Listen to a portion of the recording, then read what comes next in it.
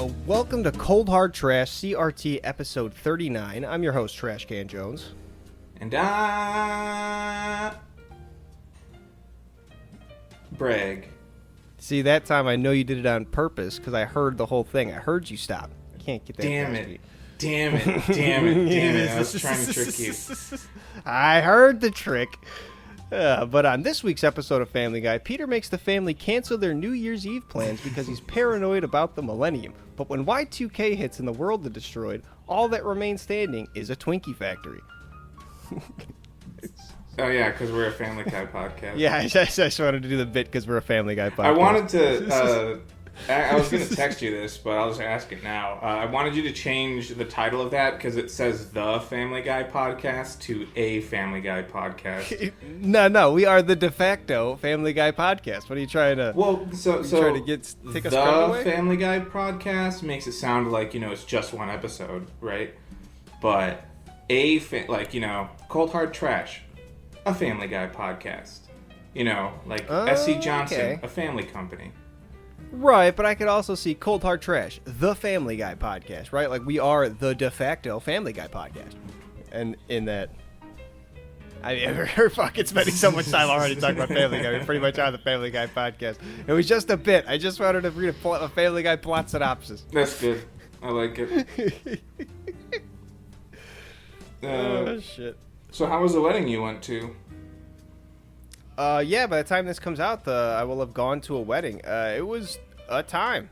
It's a wedding with somebody who's a family friend of mine, and so I'm going to meet, his wife's family, so that'll be an interesting time. Yeah, People that I've never... I remember you telling me that you tied a necktie around your head like a bandana. It was pretty cool. Yeah, no, that's the usual standard wedding fare. I mean, if you haven't done that, really, have you gone to a wedding? That's true. I sent you a picture about this too, and I'm pretty sure I brought it up on the podcast before, but we're all just in agreement that today's Wednesday. Based on some guy who told us that one time. Yeah. Except for the fact that, it's not just one time. In 1580 or some shit, they just took a couple weeks out of October, a week and a half out of October. What do you mean, October used to have 40 days and now it's 30? No, that one particular October had 18 days. Wow, who decided that? A pope. What the fuck? Oh, it was the 1580s, so I guess the pope just declared, all right, October, we're done with this shit. We're not even, it's new month. That's the most extreme version of when you get out of bed in the morning, the first thing you do is slip and fall or drop your phone and you just get back in bed. The Pope got up that morning, he was like, fuck it, October's over, next month. He didn't even mean it, just some cardinal heard him and was like, oh, psst, guys.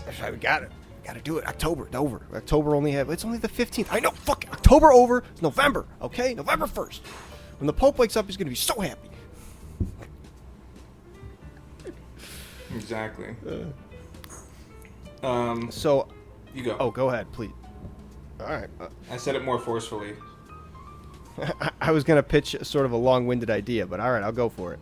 So, there are a lot of times in sports, especially during the visual, actual game that's on the game or on the TV, where the announcers will start doing the play-by-play almost as if it's like a radio broadcast. And normally, the radio broadcasts, they are a little bit more descriptive in what's going on because, there's no visual component to it, whereas the color commentary, as they call it on the play-by-play, is sometimes just a little bit more of, addition to what's already in front of your face. Yeah. So I was thinking, if I played you some of the color commentary for play-by-plays of some of the greatest or wackiest kind of sports events, but you didn't get to see the visual part of it. You only heard it as if it was a radio broadcast. Mm-hmm. Then you would have to tell me what exactly you thought was going on, and then I would try to bring that vision of yours to life. Probably in MS Paint drawings because I have zero artistic skill, but I feel like this could be a fun double flex of our brains. Yeah, I like it. I don't. So like, we could definitely do it on the podcast, but it also sounds almost like a YouTube. You know what? We just do it in the podcast, and then we make a like an animatic afterwards with MS Paint. We could. It's an excerpt. It's a advertisement. It'd be a little bit tricky to do in podcast because it'd probably have a lot of copyrighted audio. So it might be a little easier to do it like in a video format. I'm not sure how that would work actually. So like we do that, and then I just describe the MS Paint drawings you made on the podcast. It's like a game of telephone. So after you describe to me, we just have to like wait a week because it's your description. It's not like somebody else's description that you're describing. You're gonna have to like forget. Bring a bat to the next recording. Let's bonk me. There's so many of them that because I sit and watch football highlights, especially like at this normal time of the night. It's what I do to wind down. Just like instead of watching the game, if I'm off season, I'll just watch either literally a full game of like an interesting one from years ago or highlights. And there's some of them that are just like, if you weren't watching, you wouldn't know what the fuck's going on. Where they're just saying like, oh, and goodbye to that guy, and he says, get out of here to this guy, and goodbye to him. Like, he's got a lot of farewells, but he really hates that guy, I guess. Wherever before he's going on this long trip. I do think it is like, an interesting difference. Like, did radio guys have to think about that when they moved over to like announcing for broadcast television? Because, probably. Like, on radio, they're like, and old Joe is stepping up to the plate. Or, like, Mean Steven with the football. He's the quarterback. And radio broadcasts, especially, like, back in the day, they were often, like, almost, like, fast-talking, what would you call, like, auctioneer types. Because they would just pack so much detail, like... It's almost like a meme when you hear like the LA Noir versions of them, but you like listen to the real ones, and it's literally like, and here comes Johnny Sims to the plate, number 32. He's batting out 35-15 this year, and he's got strong shoulders on him, and all these different like they tell everything they know like about the past of this guy, what he's looking like right now. Like they try to get you in that moment with so much fast detail. It's crazy. As quick as possible. But like if you're watching it on TV, you probably don't need all that. Exactly, and it's just like, and Brady drops back, and that's all you need to know. Like, it doesn't really paint much of a picture because the picture's in front of your face. You said you were watching highlights and stuff for football, but in terms of baseball, how many times have you seen the video of that guy catching the ball and losing the Cubs the World Series? I forget what his name is, like Steve Bartman or something like that. I think so, because I watched it with our other Bartman friend. Yeah, that's such a fucking tragic story, because it's not even that guy, like, it was like in Game 3 or something, Game 4. It wasn't even like the last game or the last out or anything insignificant. It was just like after that point, the Cubs went on a skid in the series, and like that was like the turning point people like to point to. Really? I thought he like... When he did it, that was like, or did he like prevent them from, like, if that was Game 3 out of what, 7? I think it's a 5-game series. If that was Game 3 out of 5, like, were they going to win that? Like, if they won it right there, would it have ended the series? Yes, I believe that's so what he did it was. lose him. But it wouldn't have ended the game on that. It just would have put them in a good position. It was just after that the Cubs, I believe they had a lead in that game too, and after that they lost the lead and then went on to lose the games after. Mm-hmm. And it's not like that was the definitive like, oh, he did it and now that sealed it for him. It was they still also just botched it along the way.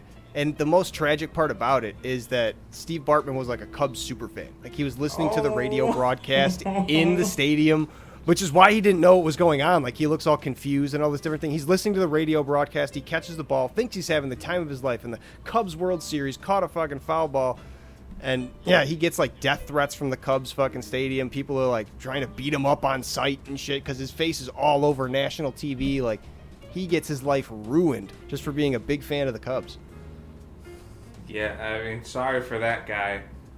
And it wasn't even that big of it. Like, if the Cubs weren't just like a shitty choke artist of a team back then they probably still would have won the World Series and this guy's life wouldn't have been ruined. But they just happened to choke it away right at that fucking moment. Yeah. It was so unfortunate. That's the issue with Chicago being, like, you know, proud of our sports. And, I mean, like, you know, the Bears haven't done great since, like, 2000, is it? And then the Cubs got cursed by a goat. So they broke that curse though. 2016, we're back in there, baby. But yeah, we won like right after. Yeah.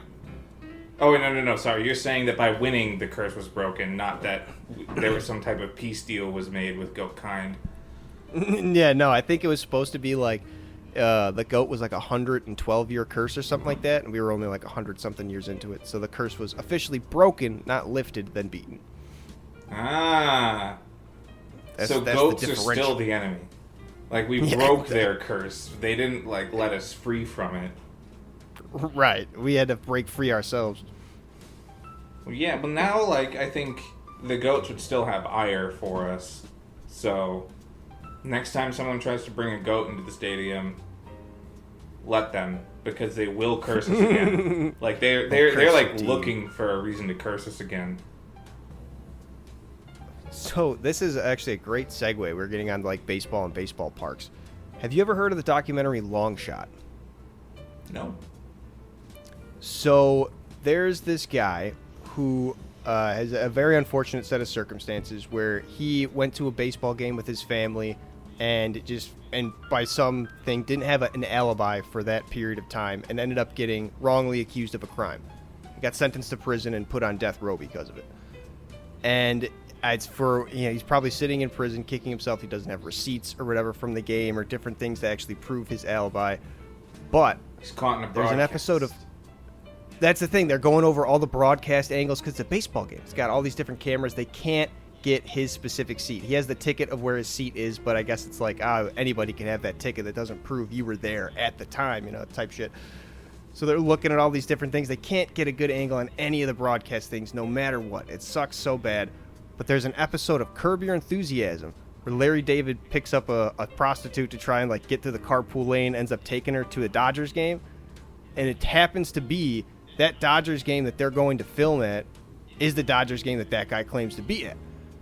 So that guy's lawyer calls up Larry David and he's like, you might have the only footage that can save this guy's life. And Larry David, like, he has a talking head in the documentary. Like, he was super stoked to be able to help solve the case. He's like, this is the coolest part of my life. Like, this is so sweet. The fact that the stuff that I did, the dumb little show, like, saved a guy's life. That's crazy. Yeah, because, like, there's firefighters and shit, right? Like, their job is to save lives. And it probably feels pretty good to save lives, but... I'd imagine. To think, like, he's not even a firefighter, He's just doing his silly little show. Yeah, a big show. It's a good show. I like it. But he's just doing his show, and then it's like, surprise, you saved a man from death. Yeah. Congratulations. Yeah. Turns out you walked right by him in the shooting, and they got such a clear shot of him that they were able to prove him, like, instantly. And he's got off death row. He was proven innocent. Couldn't have been at the scene of the crime if he was right next to Larry David. Wow, yeah. That's a good story. But he was on death... Wait, you said, like, the lawyer called himself like that. It was, like, after he got convicted? He was wrongfully convicted and put on death row, I believe it was. That's what I'm looking at. I'm looking at this little synopsis. The documentary is called Longshot on Netflix. Definitely take a look if you ever get a chance. Yeah, sounds cool. I'm interested. So, we were texting yesterday. Mm-hmm. And I mentioned to you that I saw someone on Twitter named Cuckold Jones. Yeah, no, we don't talk about that part of the family, but yeah. Well, it just got me start thinking, like, so Jones is a very, like, I don't know, splashable name, like, in terms of, like, joke names. Sure. We could probably make, like, a Trash Can Jones family tree, like the Scooby-Doo one. Except Jones is an actual last name. So Right, and just find a bunch of other people that take like Jones as their different thing. Like try to find Hillbilly Jones and shit like that. yeah, well, it could just be like a day of photo ops, you know. We got Trash Can Jones. We got Missing Link Jones. Missing Link Jones. It'll just be like a Halloween skeleton. Yeah. That's all fucking Missing Link do was. And come up with our own family tree. That's pretty fun. Of Joneses. Just because I wonder... Jones is a good name. Thank you. Yeah, I wonder if there's like I looked before I started my Trash Can Jones escapades if there was any more on the internet, and there wasn't. But I wonder if there's on the any Jones like wiki. Yeah, we should start like a Jones wiki. Just have all the different like Joneses come together. We'll put a bunch of lies on there, then that will convince them to come and change their page. That's how we get them in. Just start adding a Just start adding a cuckold section to any famous person named Jones on Wikipedia. Oh, that's awesome. Then they'll want to be on the regular Jones wiki. Yeah, not the cuckold Jones wiki. Yeah. But wait.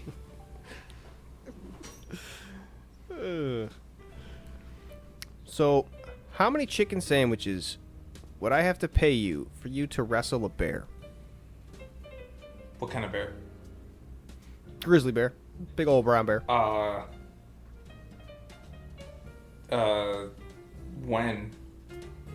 Just whenever. Just I was wondering if you like had it in your mind. Like, was there an amount of sandwich that'd do it for you? Dude, fuck grizzly. I'm not fighting a grizzly bear. I'll fight like a black bear. A teenage black bear. All right, how many chicken sandwiches for a teenage black bear? Please don't tell me that I'm gonna get them all at once. I mean, it's payment, so it's just like. Can you do installments? All right. For this one, yeah, we'll say you're going to a Culver's. We'll get you like a Culver's card, but the card is counted in sandwiches. It's just like a punch card. It's not like a gift card. A punch card. Well, that makes things complicated because I'm gonna say 208. Ooh, it's a lot of punch. Okay, we'll give you a bunch of punch cards. Okay. 208 though. That's a lot. That's inflation. That's one chicken sandwich a week for 4 years. You're just gonna be laid up for 4 years. You want your one chicken sandwich, but only one. Like, yeah, that's like free lunch once a week. You can lay up for 2 years and just get it twice a week. I actually dated someone who. Wrestle the bear? No, who her family had had like free meal cards from Chick-fil-A. Oh. They had like a promotion thing where it's like camp out in front of the Chick-fil-A or something, I guess. And if you like camp out for like 3 days or something, you get like a year or two. I don't exactly know the promotion. But, like, you get free meals at least once a day at Chick-fil-A for, like, let's say a year. Maybe more. Huh. Interesting. That's a pretty interesting one. Yeah, so I'm actually going to go back on my original answer. I need to think of 1,000.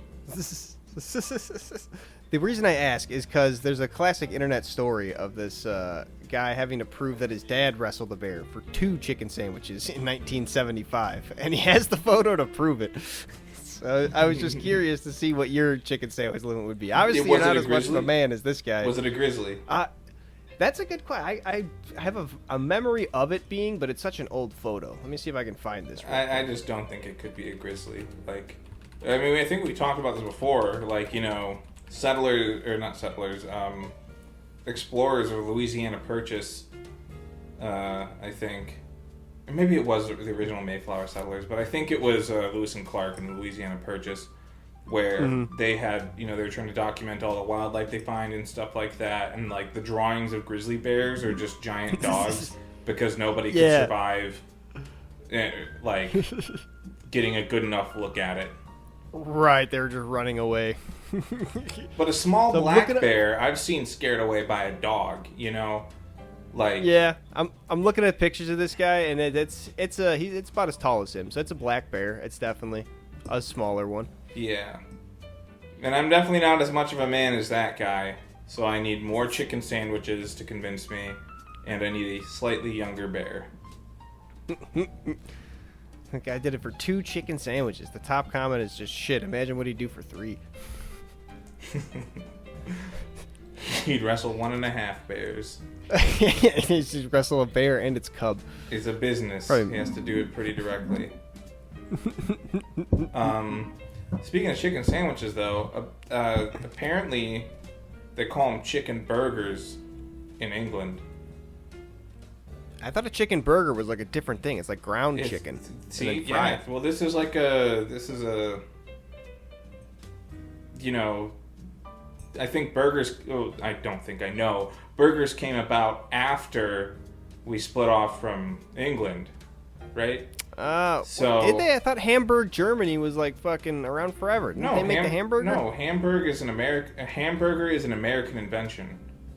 Ah. It's I think the story goes that it was an American invention by a German guy, and so they called it a hamburger because they called him the Hamburg or something. Okay, interesting. So, but yeah, no, it's an American thing. So, I would say that we have the authority on this. That is a chicken sandwich, and a chicken burger would be ground chicken. Even then, I don't think, like, well, for ground chicken, we have, like, chicken nuggets. We don't typically go bigger than that. We definitely have turkey burgers. Yeah, I've seen chicken burgers before, but it's just a weird thing of, like, why you even call it that? It's like when you call a hamburger a hamburg sandwich. Like, I guess you're not wrong, but I want to say you're wrong. Actually, no, also I think about it, we do use, like, ground chicken patties and stuff like that. Like, I've definitely had that. And I've still called it a chicken sandwich. Right, I mean, it's mostly just chicken sandwich, like, what you call it for the patty. For, like, McDonald's, it's like a ground chicken patty. They're not using a chicken breast type thing. Yeah, but they it's bread a chicken sandwich. Which I think makes the difference of keeping it as a sandwich and not a burger. Oh, you're probably right. That is a good distinction. Man, without the breading, would that even really be... That's weird thinking. It would be a burger. What's a grilled chicken sandwich thing? Because that doesn't have bread on it. Is that a chicken burger? A grilled chicken sandwich is a piece of chicken. Like a chicken thigh. Or split breast. Yeah, that's fair. It wouldn't be ground. Yeah. Honestly, I go for a chicken pita over a chicken sandwich. I mean... The chicken part's the same. Yeah, it's but still grilled or something, but the pita, you're swapping out breads. It's still a chicken sandwich, like yeah, no, it's a chicken sandwich. Technically, I was just veering off on a side tangent about chicken pitas for a second. Yeah, I don't really understand the chicken pita.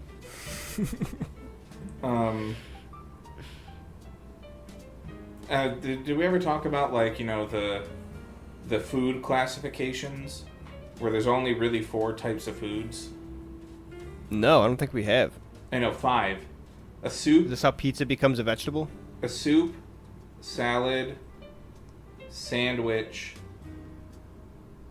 singleton, or a casserole. Singleton? What the fuck is that? A steak. Oh, a steak. That's a singleton. All right, yeah, I could see that because like base cereal is just like cold breakfast soup, and then it's your oatmeal. It's the hot breakfast soup. I guess that makes sense. Most things like lasagna would basically just be a casserole. Pot pies is just fucking casserole. And hot dogs are sandwiches. Tacos controversial, are but sandwiches. I agree. Yeah, if you count, that's the thing. Is tortilla like bread? Like a tortilla, like a soft shell tortilla, could definitely be like a sub for bread. Like if you're doing like a salad or chicken wrap or something like that. It is a bread. It's made out of flour and water. But a corn tortilla, like a crispy one. That's still a grain. Yeah, I mean it's probably a corn flour, probably. It's milk. But even then, yeah. like if we, in this vagueness, like a P.F. Chang lettuce taco, that's a sandwich or a salad. Yeah, it says but a salad, the form but it's like makes handheld. it a sandwich, right? In my opinion, I think that's more sandwich than salad. I agree. And casserole is, it's like a soup but less liquid. It sits in between soup and salad. Yeah. Where it's got it's got all the components of soup, but it sits upright, almost like a singleton. But it's soup. It's many things. Mm-hmm. Baby cat on my desk. Oh, baby cat. You ever have a leftover casserole? That was always something I saw in movie or TV shows, I guess. Yeah, just throw it on a thing. I actually don't think. You could call some of the things I've made with leftovers a leftover casserole, but I never fed a family with it, Right. There's also the Thanksgiving sandwich, which is always a good time. Oh, I love that. Which Turkey, includes gravy, casserole. Mashed potatoes. Yeah, a little bit if you have casserole Thanksgiving. Yeah. My Thanksgivings can get wild. My Thanksgivings have 2 casseroles at least. Really? Yeah, my great aunt does an onion one. There's a classic green bean. Green bean's good. Onion, not so much. I'm a fan. At the end of the day, it's just a bunch of vegetables and you put a can of soup on it. Cream of chicken or cream of mushroom. Yeah. Cream of mushroom. There's some fried onions on there. Maybe some cheese. Yeah, my Thanksgivings will usually be non-standard. We'll get besides the turkeys that we make, everything okay? Oh, nice. But my Thanksgivings are non-traditional. We've done just the regular turkey, but then we also get we've done mac and cheese, tacos, fried chicken, just different things cater in. Because not everybody cooks. Yeah, my family ones are, it tends to be traditional Thanksgiving fare, which is fun. I like it. Maybe a curveball every once in a while. I fucking hate my family's stuffing. They put so much frickin' onion in it. I hate onion. It's just an onion mouthful. Ugh. Honestly, that's probably why you're not a fan of onions. Maybe. I don't like onions on my burgers or stuff either. I feel like it just overpowers whatever it's in, even the littlest bit. A single slice of onion on your burger and you're just tasting onion. Well, it is considered an aromatic. It's very strong in the scent department. I could do a little bit of powder in the soup. I put onion powder in my soups and stuff. I season my meats with it, a little bit like that, but can't do a full onion. I've eaten a pearl onion whole once. Ooh. And my jaw started going numb.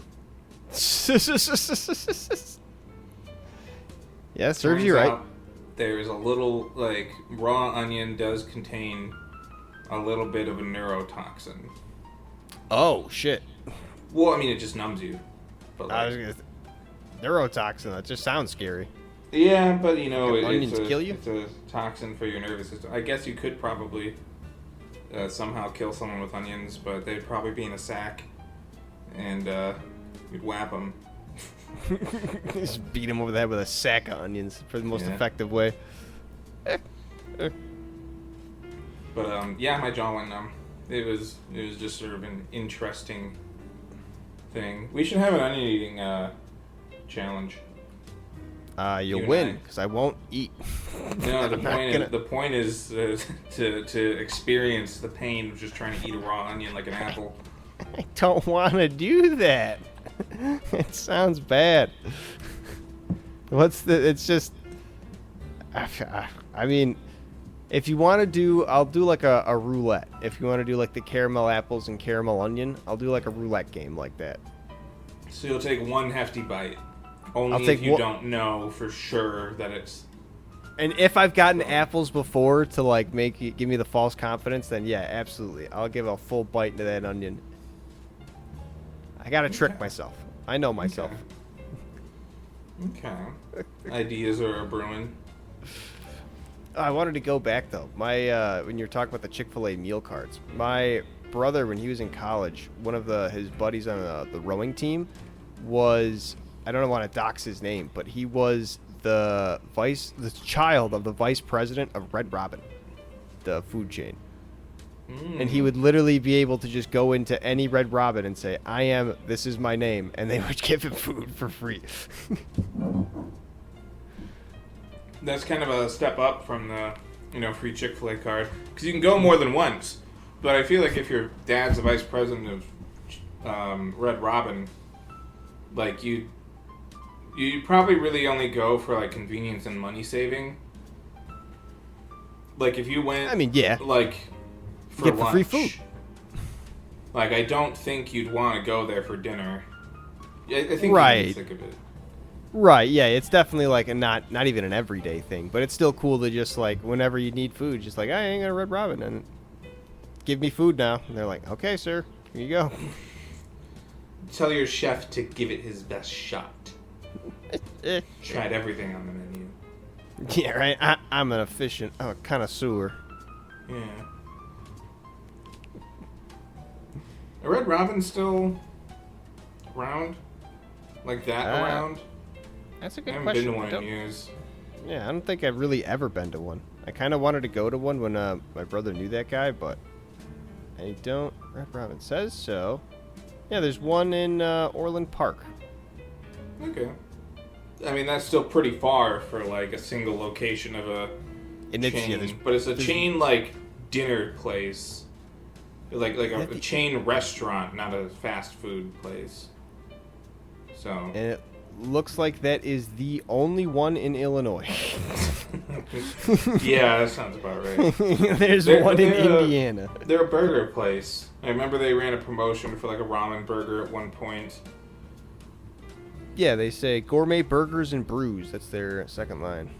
I think I remember there being one in Gurnee. It doesn't say. I literally just Googled Red Robin. There's two. One in Indiana and then the one somewhat close to us. Not even really.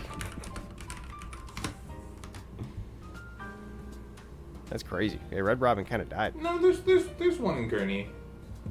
I think it's just limiting your search area. Fucking Google's lying to me. They're trying to hide the Red Robins from me. What's this kind of Red Robin conspiracy? Here, I'll type in Illinois Red Robin. Fucking Big Robin trying to hide from me? Illinois Red Robin. I'm looking at... Wow, there's a lot. Okay, there's a lot.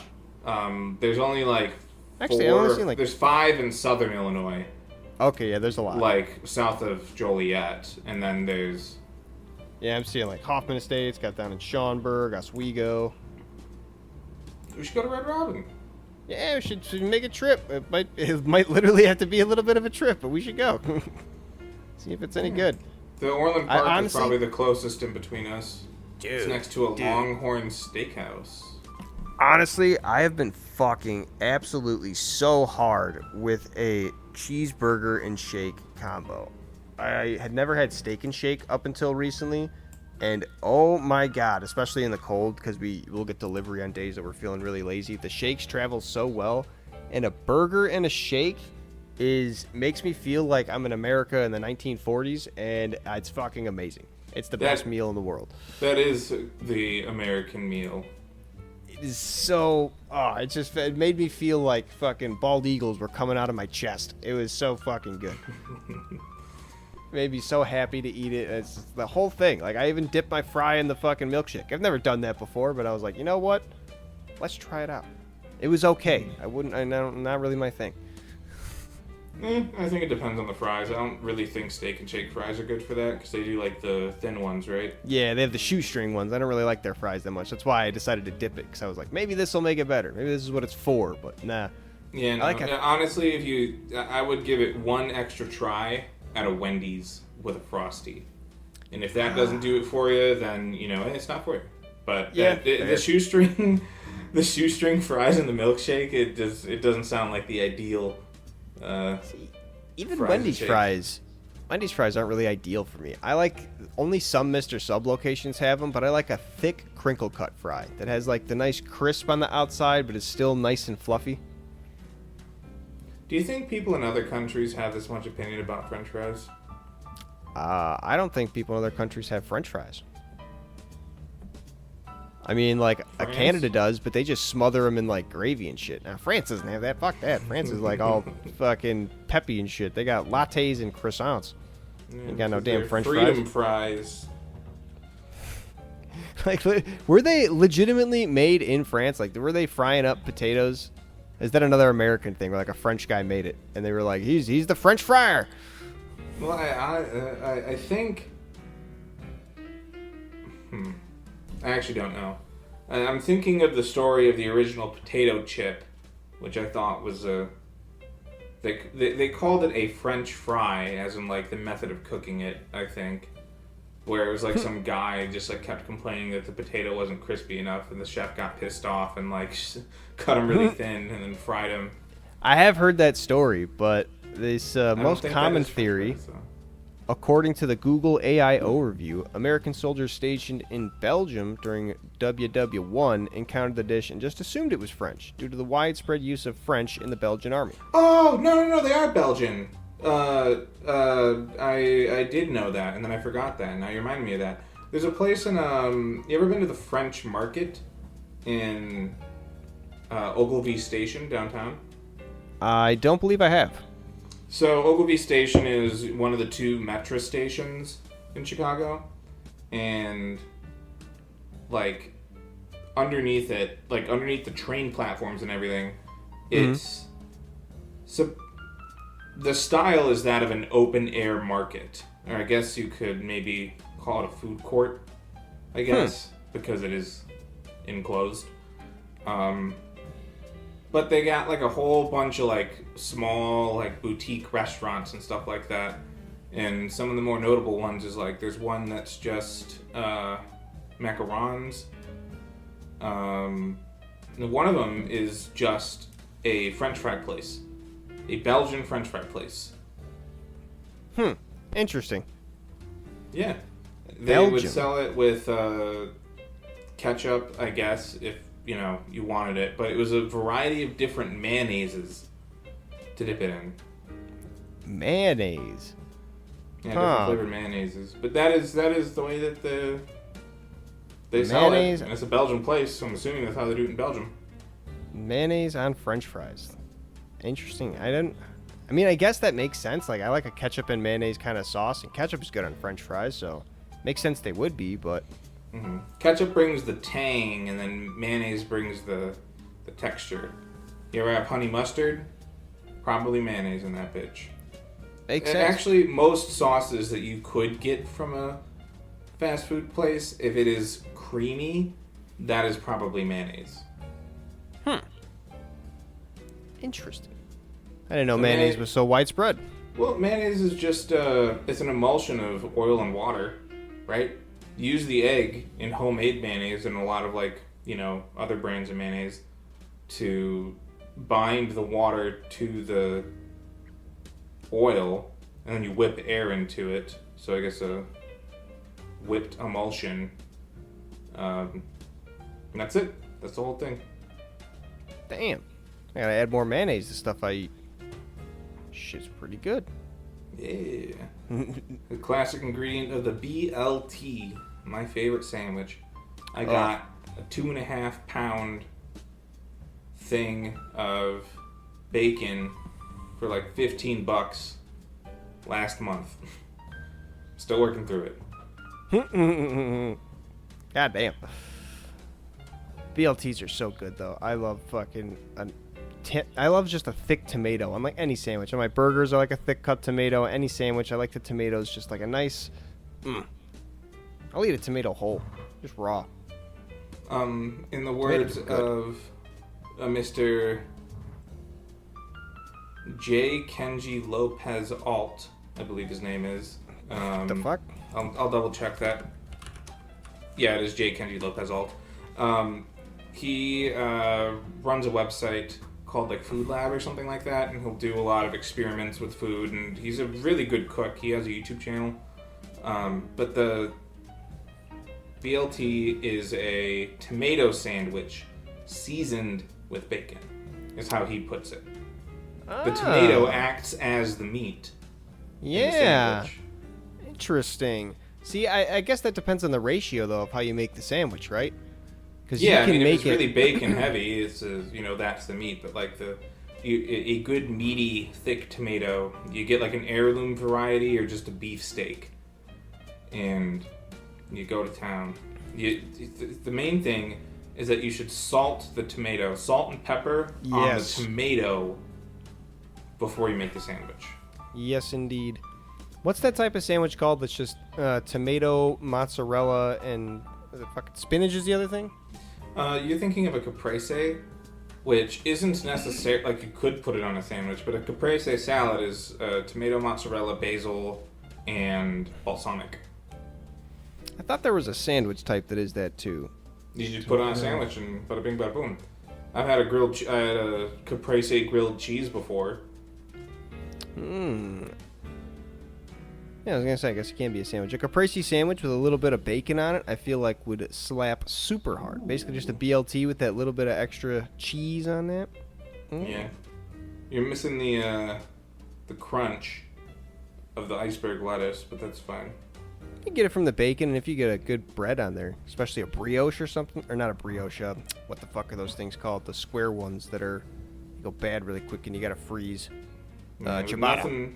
Nothing beats the crunch of iceberg lettuce, though. It is good. It do be good. I like lettuce on my sandwich. Well, it's crunchy, though. That's what you gotta admit. It's crunchy. Of course. It's got the crunch. That's what you put it there for. Yeah, but I've been making a lot of BLTs personally. I will also add turkey to it. Make it a club. A BLTT. Oh yeah, shit, that isn't a turkey. That's just a turkey club. He's just fucking sitting there with Blello. Like, I'm a genius. There's a blat, which is a bacon, lettuce, avocado tomato. Ooh, there's also the LGBT. Lettuce, guacamole, bacon, turkey, tomato. Just mash up the avocado. Yeah. That'd be pretty good. A little guac on there. Sandwich. Then everything else add on to it is the plus. Yeah. That's the mayonnaise. It's the mayonnaise and whatever other garnish you want. You don't need to. You know, it's whatever. You be you. You live your truth in that sandwich.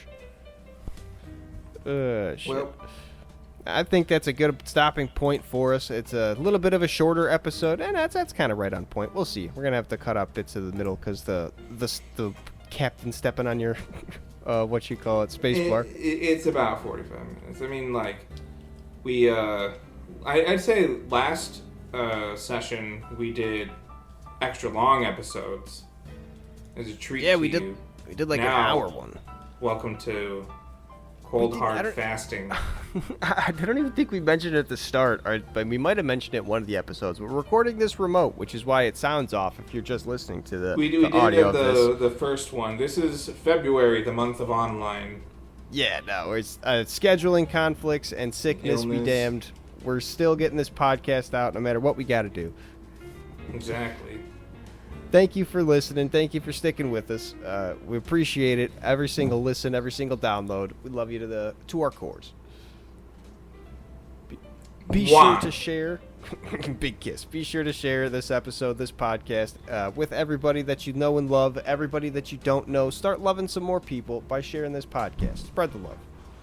Till next time. Till next time. That was deep.